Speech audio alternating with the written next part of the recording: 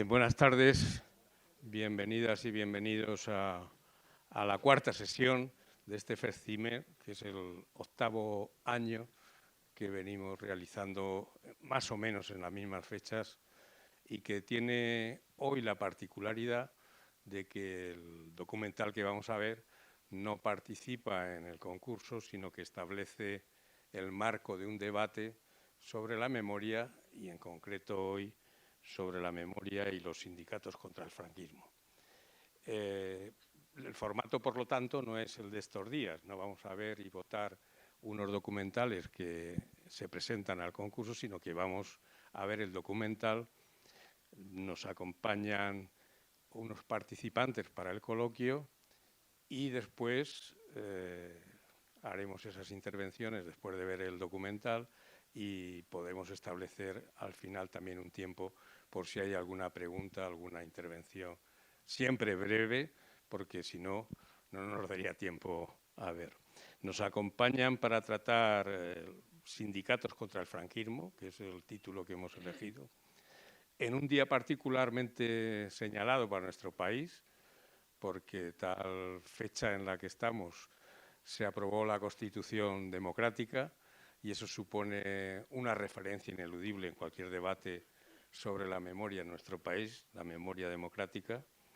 Y se trata, en todo caso, de que el documental 10 para la libertad pues sitúe un poco en el movimiento obrero, en los sindicatos, en la lucha desde el campo del movimiento obrero por las libertades en nuestro país. Lo sitúe no quiere decir que sea lo único que se referencia, pero sí fundamentalmente lo que da pie a recuperar unas libertades en el mundo del trabajo y al mismo tiempo a organizar la lucha contra la dictadura y exigir las libertades en nuestro país. Bien, nos acompañan para el coloquio Zoraida Hinojosa, que es la directora general de Memoria Histórica, Carolina Vidal, que es la portavoz en esta ocasión de la Confederación de Comisiones Obreras, y Antón Saracíbar, que es a su vez el portavoz global, diríamos, de la UGT en este debate, aunque él también podría hablarnos de su propia memoria porque la tiene escrita en la piel. Es uno de los históricos precisamente del movimiento obrero. Les damos las gracias. Esperamos que el documental acople bien lo que vamos a debatir y después tendremos las intervenciones para que complementemos esta sesión. Las libertades se conquistan, se establecen, pero si no se defienden, probablemente nos las birlen con mucha facilidad. Y estamos hoy en día precisamente en el riesgo de un debate que exige más que nunca tener la certeza de que la lucha no fue inútil y que las libertades, si no se defienden, se pierden. Muchas gracias y vamos a ver el documental.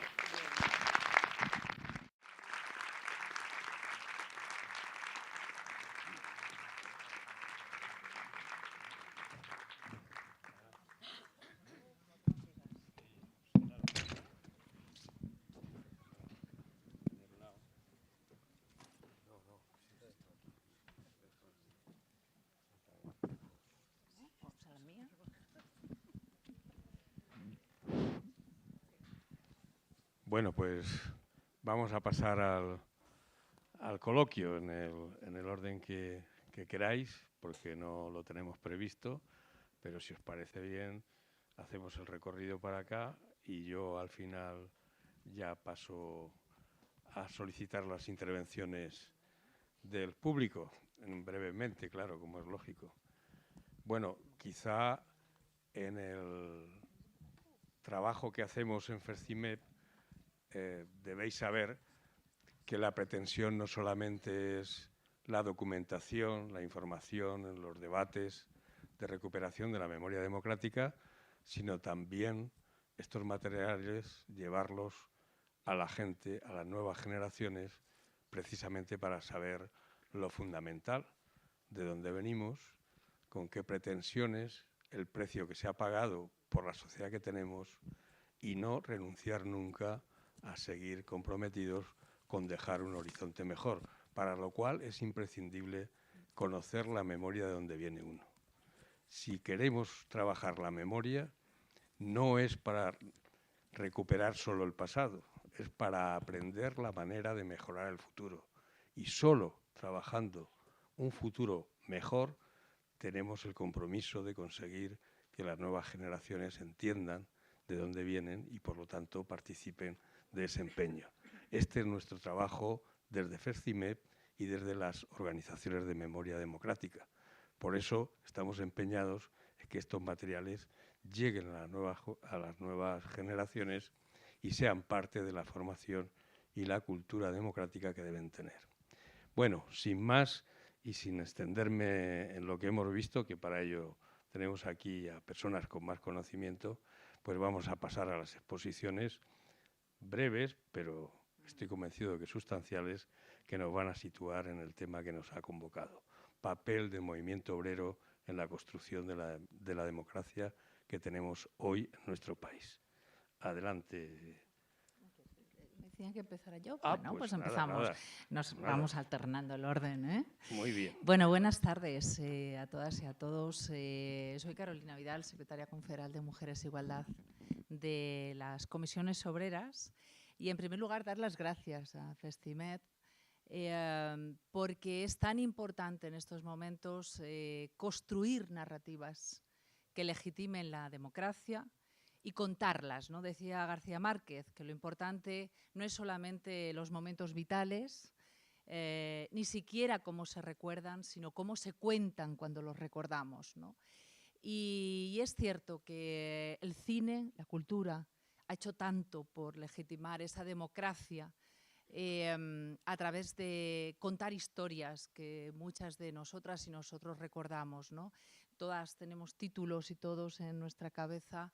Yo siempre recuerdo esos... yo soy abogada laboralista y siempre recuerdo esa película de Juan Antonio Bardén, 7 días de enero, que construyó, ¿no?, la memoria de los abogados laboralistas, ¿no?, que algunos de ellos, como bien sabemos, terminaron dando su vida, ¿no?, que fueron un ejemplo para la democracia y cómo no recordar esas cartas perdidas, ¿no?, de nuestra Amparo Climent. Además de eso, lo cierto es que vivimos momentos en los que construir estas narrativas, y por eso dar las gracias al mundo de la cultura, es importante porque hay quien cree que efectivamente la democracia se escribió en un despacho con letras a través de leyes, y dice el compañero Nico Sartorius, que le hemos escuchado aquí con esa voz siempre tan clarividente, dice muchas veces que el dictador murió en la cama, pero que la dictadura murió en las calles. Y desde luego, si algo se construyó en las calles y formó parte constructiva de la democracia, fueron los movimientos sindicales de las comisiones obreras a partir del 2001 y también de los militantes de la UGT, que venían de muchos años atrás, ¿no? Pero hay algo que debemos resaltar, y es dentro algo que... Bueno, este documental se acompaña el año pasado en una exposición que Comisiones Obreras, la Fundación 1 de Mayo, organiza en la Biblioteca Nacional, esos 50 años que conmemoramos del proceso 1001, un proceso contra la clase trabajadora, porque, como bien cuentan los propios protagonistas, efectivamente fue un proceso contra la construcción de esa democracia por los movimientos sindicales y por los movimientos de la clase trabajadora. Por eso es tan importante que ahora hablemos de esto, ¿no? Porque hay quien en este momento quieren construir una democracia que se reparta entre unos pocos. Vamos a quitar a las mujeres, vamos a quitar la diversidad de los colectivos LGTBI, vamos a quitar a las personas migrantes y vamos a repartirnos una democracia que creen algunos que se reparten a través del poder que influye, ¿no?, cuando redacta las leyes. No saben que ese poder reside, como etimológicamente dice la palabra democracia, en el pueblo, y que construyen las leyes quienes efectivamente elegimos, ¿no? Y esto tiene mucho que ver desde los movimientos sindicales con el reparto de la riqueza y tiene mucho que ver con cómo el capitalismo quiere repartirse la democracia y los derechos entre unos pocos, ¿no? Y desde luego, también unida a esa exposición de la que os hablaba, Comisiones Obreras organiza el año pasado una exposición que a las mujeres de Comisiones Obreras nos llenó de especial orgullo y por eso me veo obligada a mencionarla, que es aquello que decía mujeres sindicalistas, la pieza que nos faltaba, ¿no? Porque es verdad que las mujeres, como se anuncia en el propio documental, fueron una pieza insustituible, pero no solamente por las denominadas mujeres de preso, mujeres que acompañaban, sino que tuvieron identidad y autonomía propia, ¿no? Nosotras siempre decimos en las comisiones obreras que efectivamente las mujeres en esos momentos nos dividimos en 3 grupos, haciendo algo que hoy estamos todavía en el barco de considerar lo esencial, que es lo que hemos hecho siempre las mujeres, que es cuidar. Y las mujeres en aquellos momentos cuidaron de la vida, que por cierto es lo que seguimos haciendo, ¿eh? Y estamos muy involucradas en entender que cuidaron de la vida como una tarea esencial, cuidaron de la ideología, cuidaron de las libertades, ¿no? Y ahí destacamos esas denominadas mujeres de preso, que fueron mujeres que aparecen ahí, que es muy difícil ponerles nombre a todas, pero sí vamos a ejemplificar en algunas de ellas, como es efectivamente Josefina Samper, mujer de Marcelino Camacho, o Luz María Rodríguez, que aparece ahí, que sigue colaborando y trabajando con nosotras, mujer de Paco Acosta, ¿no? Mujeres, además, muchas de ellas que mantuvieron y cuidaron las libertades y la biología, enfrentándose además a los propios roles de género dentro de sus organizaciones y fuera, ¿eh? Que fueron mujeres que hoy siguen trabajando con las mujeres de Comisiones Obreras, Nati Camacho, Begoña San José, que fue la primera mujer secretaria de las mujeres en Comisiones Obreras, o Ramona Parra, ¿no? Que todavía sigue acudiendo a todos nuestros 8 de marzo, ¿no? Y luego hay un tercer grupo de mujeres que fueron esas mujeres que a través también de la cultura y de una serie, las abogadas, esas laboralistas con Cristina Almeida, con Paca Sauquillo, ¿no? Y tantas otras que se expusieron también, ¿no? Dentro de un mundo de hombres, mujeres, por cierto, que habían estudiado, que no era lo común en aquella época, mujeres que en esos momentos podían haber tenido una vida fácil profesionalmente y que sin embargo eligieron, ¿no? Luchar y defender las libertades, ¿no? Es verdad que históricamente a las mujeres, ¿no? En la defensa, y con esto termino, del sindicalismo y con la defensa de la historia, en este caso de las libertades, somos la pieza que faltamos, ¿no? Y desde luego documentales como este que nos mencionan tienen una enorme importancia para explicar, ¿no? La trayectoria de las mujeres después en la democracia. Solamente 30 segundos para destacar que lucharon contra algo muy importante, que es esa propaganda fascista de la sección femenina que nos hacía ver a esas mujeres tranquilas, a esas mujeres ocupadas de coser y demás, pero había mujeres que fueron díscolas al movimiento, que muchas de ellas terminaron adocenadas y maltratadas por ese patronato de la mujer, a quien aprovecho para decir, ya que está aquí la compañera, mujeres a las que debemos una respuesta y a las que no hemos logrado resarcir de alguna manera, ¿no? Por tanto, simplemente decir que las comisiones obreras y los sindicalistas, como dice el gran Joaquín Estefanía, no solamente ayudamos en la construcción democrática, sino que somos la construcción democrática. Gracias a todos y a todas por estar aquí. Seguimos.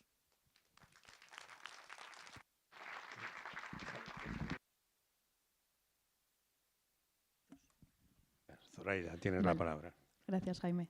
Bueno, muchas gracias a Jaime y a todos los que hacéis que Festimed año tras año, bueno, pues siga aquí, porque yo creo que es un festival estupendo y además es un festival de memoria democrática, que es por lo que estamos aquí. Soy Zoraida Hijosa, la directora general de Memoria Democrática del Gobierno de España. Y nada, bueno, estoy encantada aquí de estar además con estos compañeros de mesa tan estupendos. Como Carolina ya ha hablado de mujeres y bueno, tenemos a Antón, que como ha dicho muy bien Jaime, es memoria en sí mismo. Yo creo que bueno, lo que voy a hacer es hablar un poquito de la Ley de Memoria Democrática, que es bueno, pues, lo que hacemos desde el Gobierno de España, desde la Secretaría de Estado de Memoria Democrática, que cada año también, pues bueno, como no puede ser de otra manera, financia y colabora con Festimed, porque yo creo que es una de los actos de los festivales más importantes en cuanto a memoria histórica de todo el territorio, y estamos encantados y encantadas de estar aquí. Los sindicatos, como ya hemos visto, tuvieron un papel clave en la oposición al régimen franquista, que lo que hizo fue restringir las libertades y sobre todo restringir los derechos laborales de los trabajadores con el sindicato vertical, que también se ha hablado aquí en la película que hemos visto. Yo creo que podemos abordar varios puntos importantes sobre la lucha de los sindicatos, sobre la resistencia de tantos y tantas trabajadores y trabajadoras por la justicia y por la libertad. Y bueno, pues como os digo, como miembro del Gobierno de España, yo creo que una de las cosas más importantes que nos toca hablar es de la Ley de Memoria Democrática como instrumento para reconocer y para reparar a las víctimas, ¿no? La nueva Ley de Memoria Democrática del 22 pone en el centro a las víctimas y, como no puede ser de otra manera, dentro de su articulado pues habla de los sindicatos, ¿no? Y habla sobre todo, bueno, pues de reparar a las víctimas de la guerra y de la dictadura y promover la memoria de estas víctimas. En relación con los sindicatos, en varios de los artículos de la ley pues se hace referencia a estos sindicatos. Yo creo que tiene un impacto importante en cuanto a la reivindicación de los derechos laborales, en cuanto a la protección de la memoria de los sindicatos y de los trabajadores de la justicia social y de todos estos trabajadores que lucharon contra el franquismo, y sirve de manera simbólica para reparar a todos los que fueron represaliados, ¿no? Por luchar por la libertad, por luchar por la justicia social y, en este caso, también por luchar por los derechos de tantos y tantas trabajadoras que, bueno, pues que en esos años trabajaban de una manera, algunos de manera esclava y otros pues casi, ¿no? Entonces, bueno, creo que uno de los segundos puntos que tenemos que abordar es el del reconocimiento del sindicalismo antifranquista. Durante la dictadura, como se ha dicho aquí, como todos sabemos, los sindicatos libres, UGT, la CNT, las comisiones obreras y otros movimientos sindicales se ilegalizaron, se persiguieron. Bueno, el 1001 es uno de los, yo creo que de los más conocidos, o igual tenemos que decir de los más desconocidos dentro de lo importante que fue. Yo creo que también una de las cosas que hablaré más adelante es la importancia de que se conozca, de que se sepa la verdad, de que promovamos estos festivales, estos actos, para que todo el mundo conozca qué es lo que pasó en la España de no hace tantos años, ¿no? Muchos fueron torturados, sufrieron cárcel, bueno, lo hemos visto aquí, ¿no? Yo creo que es bastante importante. La Ley de Memoria Democrática señala la importancia de recordar a aquellos que lucharon por la justicia, a aquellos que lucharon por la libertad.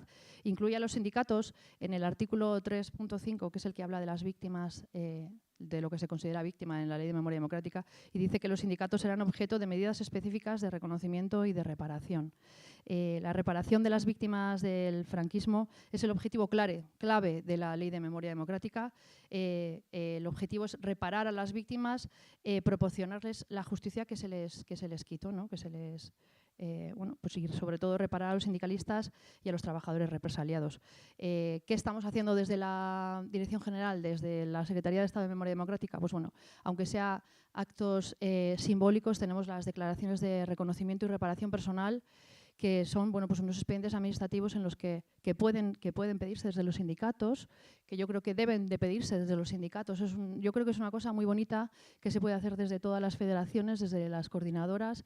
Es investigar sobre los compañeros y compañeras que sufrieron represión, que sufrieron cárcel, sobre los compañeros que fueron asesinados, y promover estas declaraciones de reconocimiento y reparación personal, que luego lo que hacemos son unos actos de entrega que la verdad que son muy bonitos y muy emotivos. Siempre contamos un acto que tuvimos en el que uno de los hijos de un represaliado se levantó en mitad del acto, estaba hablando el ministro y no le dejó acabar.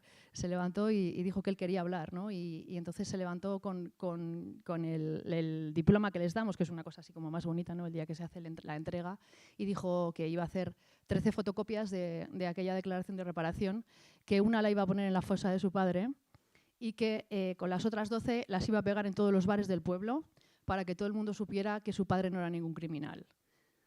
Entonces yo creo que, bueno, esto es la fuerza reparadora, ¿no? de estos documentos, la fuerza reparadora de, bueno, pues de estos actos que yo creo que tenemos que promover, porque la verdad que son muy, muy bonitos y muy emocionantes, ¿no? Aparte de eso, sabéis que estamos haciendo exhumaciones, se han exhumado alrededor de 5.600 cuerpos desde que tenemos, desde 2020. Y bueno, pues también estamos haciendo después actos de entrega. Yo que soy la que firma estas declaraciones de reparación, bueno, los que estamos aquí cada día, ¿no? Cuando leo las declaraciones, que me las leo todas, todos, la mayoría, la gran mayoría de la gente de las declaraciones que estamos entregando eran sindicalistas. Casi todos, sindicalistas, miembros de la UGT, de comisiones, miembros del PSOE. La verdad que había bueno, una gran mayoría de esta gente que fue, pues, como hemos visto aquí, represaliada, ¿no? El artículo 4 también hace un reconocimiento general a todas las víctimas y en particular también a los que sufrieron condenas por razones políticas o ideológicas, y lo que hace es directamente en ese reconocimiento general declarar ilegales los tribunales, declarar ilegal sobre todo el TOP, ¿no? Que es este Tribunal del Orden Público que tanto daño hizo a España, aparte de los otros que había antes del TOP. Declara ilegales todos los tribunales y por lo tanto nulas todas las condenas de todas las personas que fueron reprimidas y represaliadas por el franquismo. Directamente la ley ya declara nulas estas condenas, ¿no? Luego en las declaraciones, por ejemplo, pues ponemos qué condenas eran, qué procesos, etcétera. Y el artículo 6, bueno, pues es el que regula estas declaraciones de responsabilidad, de reparación y reconocimiento personal, perdón, y dice, bueno, pues que los sindicatos pueden pedirlas para sus compañeros y compañeras que hubieran sido dirigentes o que simplemente hubieran hecho alguna actividad sindical, ¿no? Como vemos, la ley lo que hace es intentar reparar a los derechos civiles y laborales de los que fueron injustamente condenados, de los que fueron injustamente despedidos. Esto es una de las cosas que también pasó muchísimo durante la dictadura, ¿no? Que hubo funcionarios que les echaron de sus trabajos, hubo maestros que les echaron de sus escuelas, ferroviarios, sobre todo la represión también sobre el sector ferroviario fue muy grande, y lo que tenemos que hacer es rescatar su memoria, darles visibilidad y rendirles homenaje, ¿no? Yo creo que lo que hemos visto aquí también es un homenaje, la verdad que ha sido muy bonito, sobre todo el final ha sido muy emocionante, muy emotivo, ¿no? Y yo creo que es una de las cosas grandes que estamos haciendo entre todos, que es rendir homenaje a todas las personas que, bueno, pues que ayudaron a que ahora mismo vivamos en libertad, ¿no? Los que nacimos después de que muriera el dictador. Tenemos que seguir también, yo creo que es una cosa muy importante, promocionando. Acabo ya. Vamos a seguir promocionando y, bueno, lo que estamos haciendo en la Secretaría, y no sé si lo habéis leído, pero ha salido en el BOE esta misma semana, bueno, pues es conseguir que haya otra dirección general que se va a dedicar a la promoción y la divulgación de la memoria democrática, que yo creo que es algo que se necesitaba mucho, porque si no a mí me iba a dar algo. Pero yo creo que sobre todo es muy importante para desplegar políticas públicas de memoria democrática dentro del Gobierno de España. Seguir creciendo, que la memoria democrática sea importante para el Gobierno, que sea importante para todos, que yo creo que lo es. Y bueno, pues tanto el ministro como el presidente, pues bueno, yo creo que ha estado muy bien y bueno, están ayudando mucho para que la Secretaría de Estado crezca y pueda seguir trabajando en las políticas públicas de memoria. Muchas gracias. Le damos la palabra a Antón.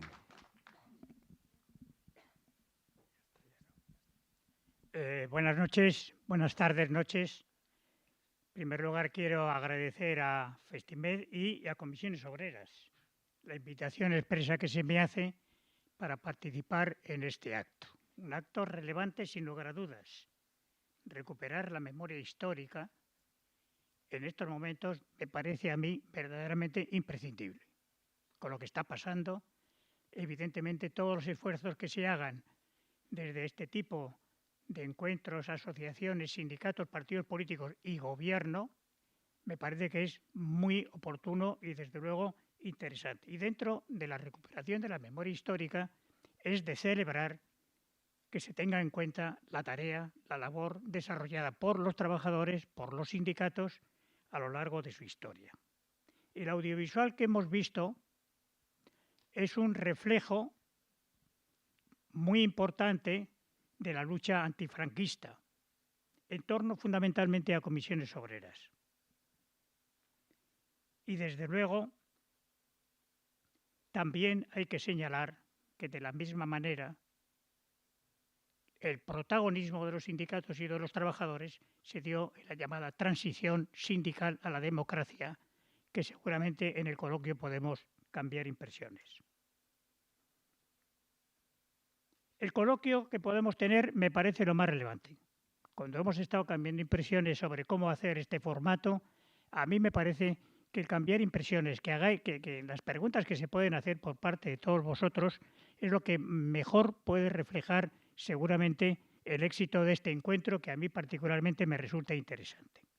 Yo voy a aportar desde mi experiencia un cierto contexto histórico. Voy a hablar, por lo tanto, de lo que a mí me engancha para afiliarme en Bilbao, finales de la década de los 60, a la UGT y al Partido Socialista. Yo vengo aquí, de alguna manera, no representando a la UGT, pero sí, de alguna manera, por indicación de los responsables actualmente de la Unión General de Trabajadores. Mi afiliación no proviene de una familia socialista. Y tampoco se produce por un afán de revancha o de venganza hacia los que se titularon en su día vencedores de la guerra. Se produce por convicción. Y os puedo asegurar que dentro de esta convicción está el enganche que yo tuve con lo que aquel entonces ya se llamaba memoria histórica.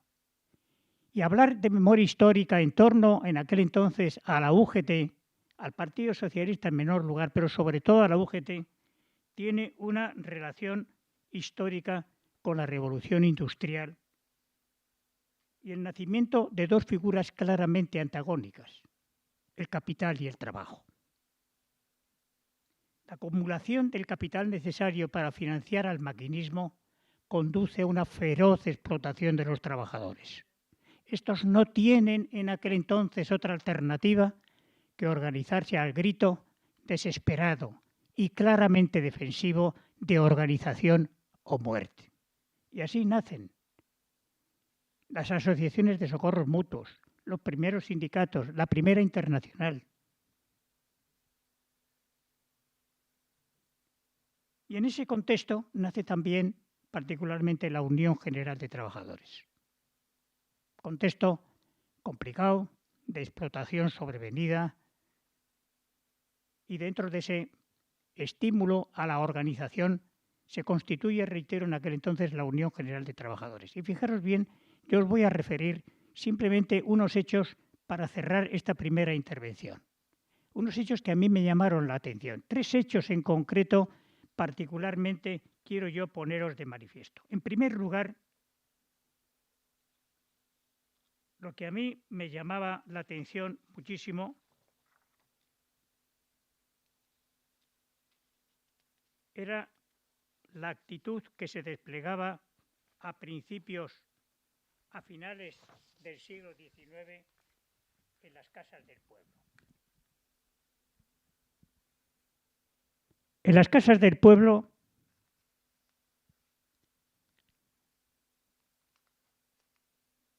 se hacía proselitismo, se defendían las ideas socialistas,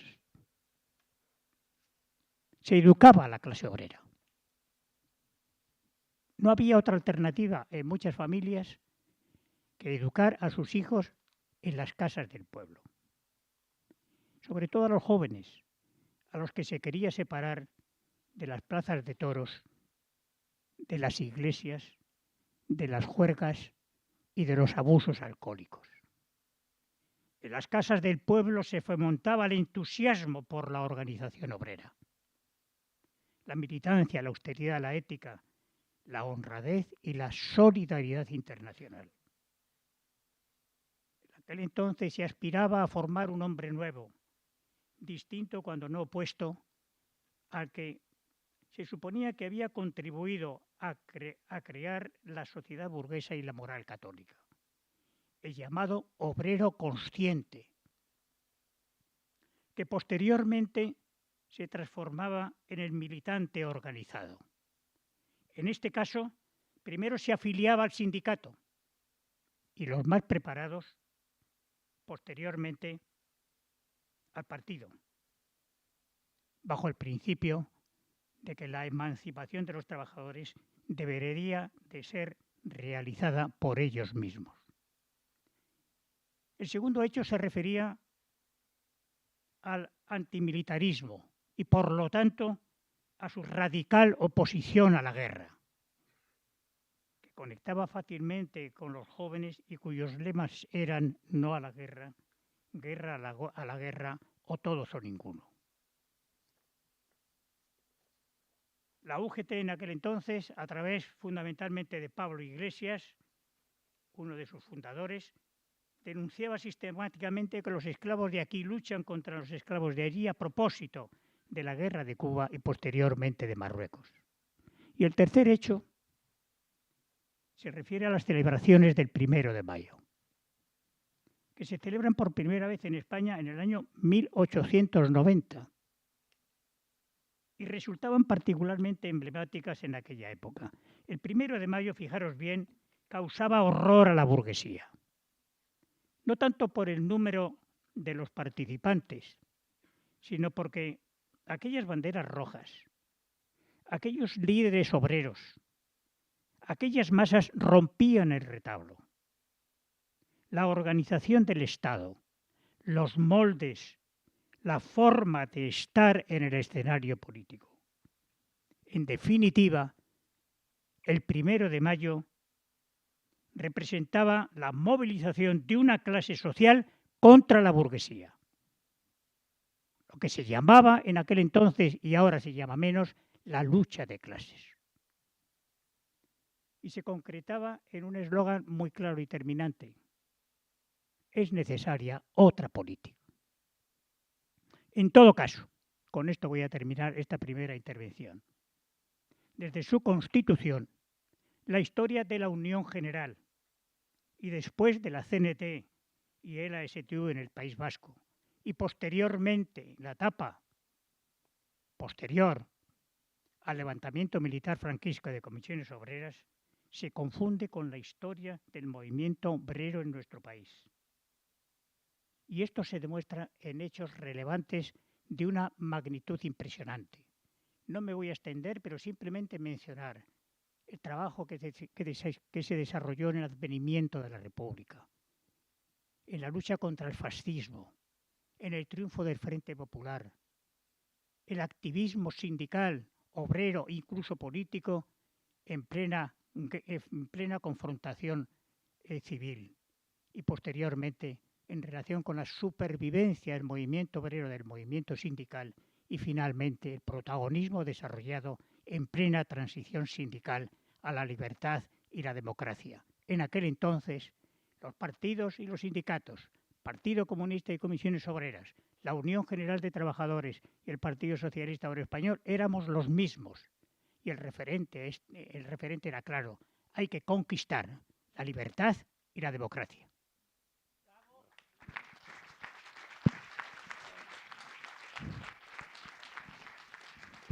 Muchas gracias. Por favor, podéis imaginar que tenemos muy poco tiempo. Si alguien quiere, vamos a dar la palabra muy brevemente, por favor, porque el tiempo es el tiempo y lo tenemos escaso. Veo dos palabras, pues con las dos palabras, perdón, tres. Cerramos. 1, 2 y 3. Y ya bueno, seguidas las preguntas o intervenciones breves. Simplemente quería compartir un recuerdo relacionado con la historia de los 10 de Carabanchel. Soy un estudiante de 17 años y recibo en mi casa, de manos de la mujer y de la hermana de Marcelino, una litografía que me envían desde la cárcel, con ánimo, con apoyo a un estudiante que está en casa, en la cama, porque la Guardia Civil le ha pegado un tiro. Le ha pegado un tiro en el año 1970 en una huelga de la construcción. Y diréis, ¿qué hacía ahí un estudiante? Pues es que formamos parte de los estudiantes también del apoyo a la clase trabajadora. Y estuvimos en los piquetes de huelga de la construcción con Macario, con el cura Paco, con Tranquilino, y me tocó la desgracia de que un miembro de la brigadilla de la Guardia Civil sacó una pistola y me disparó, me rompió el fémur y me tuvo en la cama muchos meses. y estando en la cama recibí ese apoyo por parte de los compañeros que estaban en la cárcel. Nada más que eso.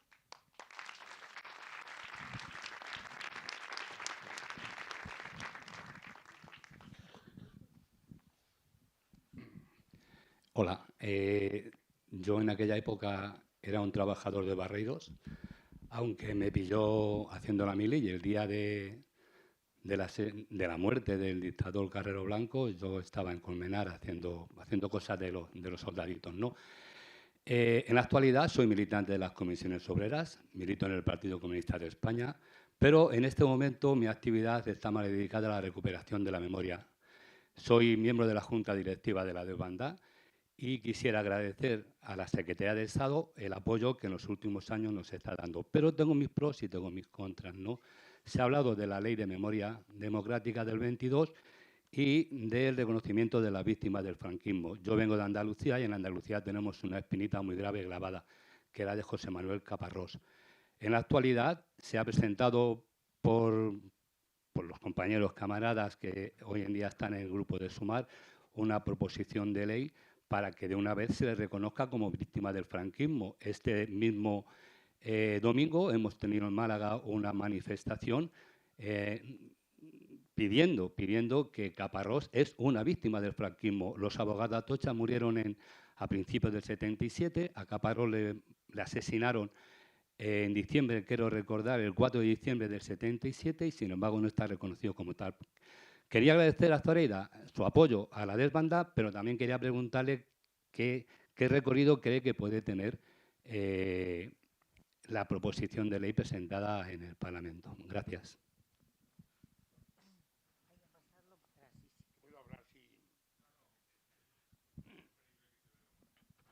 Contestar al final de la a mí me parece quizá el aspecto más interesante el protagonismo del movimiento obrero en la lucha contra la dictadura. Porque tener en cuenta, en mi opinión, que sectores que han colaborado con la transición, como el general Casinello, que era un hombre de confianza de Suárez, aunque también estuvo metido probablemente en asuntos de la lucha antiterrorista de la Guardia Civil, o por el propio Óscar Alzaga, en sus memorias hacen hincapié en que no existió prácticamente la oposición laboral a la dictadura, sino que eran unas reivindicaciones meramente laborales, que la oposición vino por los hijos de los vencedores en el movimiento estudiantil. Yo en el año aquel era delegado estudiantil del Partido Comunista de España, organizaba el Partido Comunista de España clandestinamente. Y quiero recordar que lo fundamental, lo que les hacía daño no eran las manifestaciones estudiantiles. Lo que les hacía muchísimo daño a la dictadura eran los paros en el cinturón industrial de Madrid, en el País Vasco y en todos estos países, y en todos estos sitios. Por eso creo que a los caídos, que hay que llamar, pues, caídos en la lucha obrera, hay que tener una memoria especial con ellos. Caparrós, los que hayan sido, en defensa de reivindicaciones sindicales. Porque tened en cuenta que ahora, con la nueva derecha esta que nos está comiendo por los pies, en mi opinión, esta nueva derecha va a ser implacable con la memoria de las organizaciones sindicales de clase, porque hay organizaciones sindicales que no son de clase. Y lo digo yo, que me dedico al laboralismo durante más de 40 años. Era lo que quería decir. Mención especial al movimiento obrero. El libro de Sartorius de la caída de la dictadura está muy claro, aunque sea muy largo. Muchas gracias. Venga, pues vamos a hacer una breve, pero brevísima, porque tenemos el tiempo muy limitado. Bueno, yo agradecer las intervenciones, agradecer a los compañeros y de verdad hacer hincapié también, como decía mi querido maestro Enrique Lillo, que intervenía ahora al final. Desde las comisiones obreras estamos especialmente preocupadas y preocupados por este hilo y esta reivindicación generalizada de reescribir la historia que nos quieren vender ahora la derecha, haciéndonos ver efectivamente que la democracia se escribió efectivamente en mesas, ¿no? Y la democracia efectivamente se gana en la calle y desde luego se gana por la clase trabajadora. Y recordar que esto tiene mucho que ver efectivamente con tener condiciones de vida dignas, con tener condiciones de vida decente y que la democracia, los derechos y desde luego la capacidad económica de tener una vida digna, hay algunas y algunos que se la repartieron, que tenía mucho que ver el franquismo con esto, con el reparto efectivamente de la riqueza para algunos, y en este momento nos estamos viendo en esto también, ¿no? Yo siempre digo, y con esto termino, que a la derecha actualmente le molesta lo mismo que le molestaba a los fascistas del franquismo, que era el poder transformador de lo colectivo. Les molestaba el sindicalismo y a la ultraderecha le molesta ahora, le molestaba el feminismo en su momento y le sigue molestando el feminismo en este instante, ¿no? Por tanto, yo creo que hay que apostar efectivamente por lo colectivo, por la fuerza transformadora y desde luego que no dejemos sobre la mesa ese recuerdo de lo que hemos vivido, porque desde luego yo también comparto, como con el compañero Enrique, que van a ser implacables con la memoria efectivamente del sindicalismo, sin ninguna duda. Gracias a todas y a todos.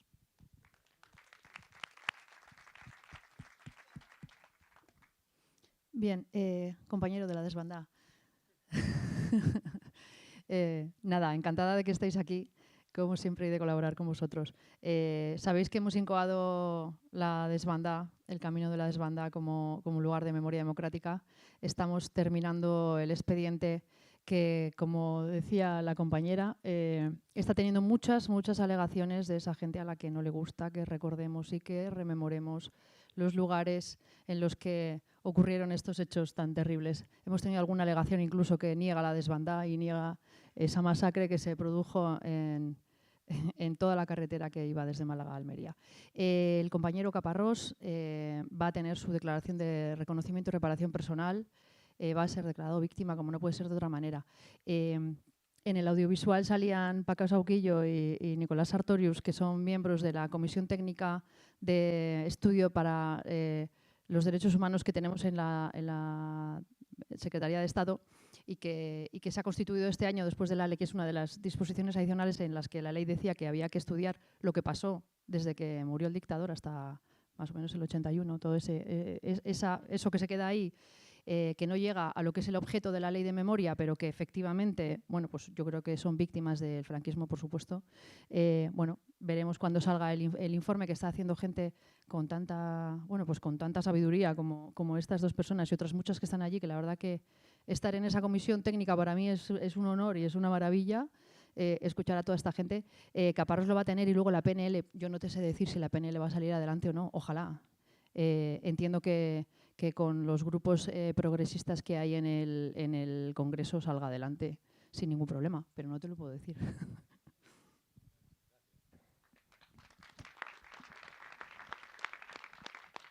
Bueno, en aquel entonces, en la etapa antifranquista, en la etapa de la clandestinidad del exilio, todo era bueno para agudizar lo que llamábamos las contradicciones del régimen.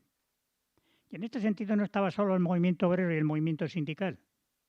Contábamos también con el movimiento universitario, asociaciones de vecinos, de barrio, incluso organizaciones obreras ligadas a la Iglesia, concretamente la OA y la JOT, que todo hay que decirlo, tuvieron un protagonismo desde mi punto de vista relevante, no solamente en cuanto a la formación de líderes obreros que luego ocuparon cargos de responsabilidad, incluso en comisiones obreras y también en la Unión General de Trabajadores.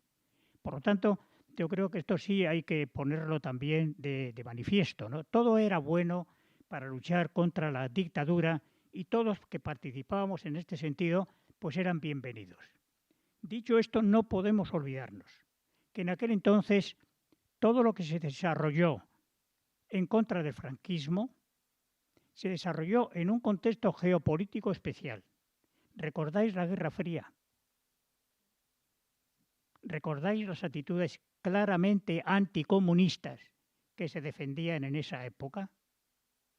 Pues a pesar de esta circunstancia, la Unión General de Trabajadores y Comisiones Obreras y la STV, de alguna manera también, participamos unidos en multiplicidad de acontecimientos y de luchas en base a reivindicaciones fundamentalmente obreras en torno a los convenios. con una dificultad, que en aquel entonces Comisiones Obreras propició o planteó la necesidad de penetrar en el sindicato vertical, cosa que la Unión General de Trabajadores no entendió, y en ese sentido se dio esa paradoja que Comisiones Obreras en la clandestinidad, en la etapa, en la lucha antifranquista, participaba en el sindicato vertical, que es lo que nosotros llamamos el entrismo, y en cambio la Unión General de Trabajadores, que tenía el apoyo de la socialdemocracia europea y del movimiento sindical internacional, no participó en el sindicato vertical porque a la hora de desarrollar las políticas, sobre todo en relación con el contexto internacional, con estas organizaciones internacionales, en Europa fundamentalmente no veían la conveniencia o no entendían cómo es posible criticar al sindicato vertical y, por otra parte, formar parte de la organización vertical o penetrar en este sentido el sindicato vertical. Dicho con esto, quiero manifestar que a pesar de todos los problemas y de todas las dificultades, la unidad de acción se llevó a los centros de trabajo y posteriormente aquella circunstancia que tiene su explicación en el contexto geopolítico que yo os estoy planteando, en estos momentos está plenamente justificada. Si de algo hay que en estos momentos sentirnos orgullosos, es que producto de aquel entonces se produce la autonomía sindical, lo que llamamos la autonomía sindical, no solamente de los gobiernos y de los empresarios, también de los partidos políticos y la unidad de acción, en este caso, entre las organizaciones de clase, efectivamente, la Unión General de Trabajadores y Comisiones Obreras.